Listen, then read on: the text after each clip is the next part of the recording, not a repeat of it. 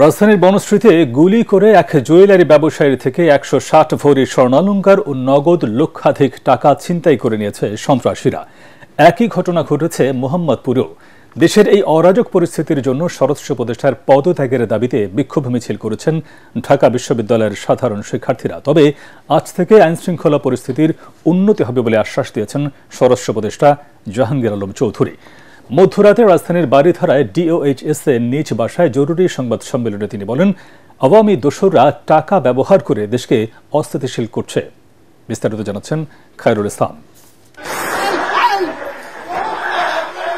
এভাবেই রাজধানীর বনশ্রী ডি ব্লকের ৭ নম্বর রোডে হঠাৎ এক ব্যক্তিকে ঘিরে ধরেন মোটরসাইকেলে করে আসা দুর্বৃত্তরা। গুলি করে ও কুপিয়ে তার কাছ থেকে ছিনিয়ে নিয়ে যায় সবকিছু।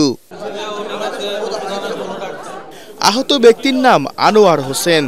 পেশায় তিনি একজন জুয়েলারি ব্যবসায়ী। স্বজনরা বলেন, বনশ্রীর নিজ ব্যবসা প্রতিষ্ঠান বন্ধ করে বাসার নিচে আসলেই ছিনতাইয়ের ঘটনা ঘটে। আমি ভাবছি হয়তো আগুন লাগছে বা এরকম কিছু, পরে দেখি যে কি শব্দ গুলির। পরে দেখি আব্বু শুয়ে আছে মাটিতে, আব্বুরে কোপাইছে, 6টা গুলি করছে। টানা ৭মবারের মতো বেস্ট টিস্যু পেপার ব্র্যান্ড হিসেবে স্বীকৃতি পেয়েছে বসুন্ধরা টিস্যু। বনশ্রী সোসাইটি এটা যে বর্তমান যে পরিষদ আছে, আসলে তারা ব্যর্থতার একটা পরিচয় দিতেছে আমাদের নিরাপত্তা নেই। ঘটনার পরপরই ঘটনাস্থলে হাজির হন সেনাবাহিনী, র্যাব, পুলিশ সহ আইন শৃঙ্খলা বাহিনীর সদস্যরা। দেশে ছিনতাই, ডাকাতি, ধর্ষণের ঘটনা বাড়ায় স্বরাষ্ট্র উপদেষ্টার পদত্যাগের দাবিতে বিক্ষোভ মিছিল করেন ঢাকা বিশ্ববিদ্যালয়ের শিক্ষার্থীদের একটি অংশ।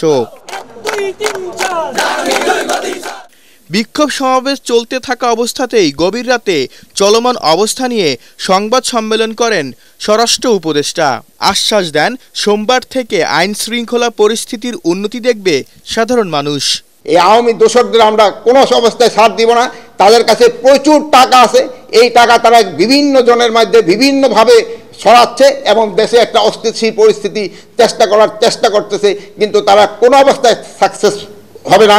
আমি বাহিনীর সবাইকে ইনস্ট্রাকশন দিয়েছি, আগামীকাল থেকে যেন কোথাও কোনো কিছু না ঘটে, এই জন্য তারা ব্যবস্থা নেবে। যে কারণে পদত্যাগের দাবি করা হচ্ছে, তা যদি পূরণ করতে পারেন তাহলে পদত্যাগের প্রশ্ন আর উঠবে না বলেও জানান তিনি। তারা চাচ্ছে আইন শৃঙ্খলা পরিস্থিতি উন্নতি। আমি আইন শৃঙ্খলা পরিস্থিতি যেন উন্নতি হয়, আমি এই ব্যবস্থা করতেছি এবং এই আইন শৃঙ্খলা পরিস্থিতি আগের থেকে অনেক উন্নতি হয়েছে এবং এটা আরো উন্নতি হতে থাকে। আইন শৃঙ্খলা বাহিনী দায়িত্ব পালনে গাফিলতি করলে তাদের বিরুদ্ধেও কঠোর ব্যবস্থা নেওয়ার কথা জানান স্বরাষ্ট্র উপদেষ্টা। খায়রুল ইসলাম, এটিএন বাংলা, ঢাকা।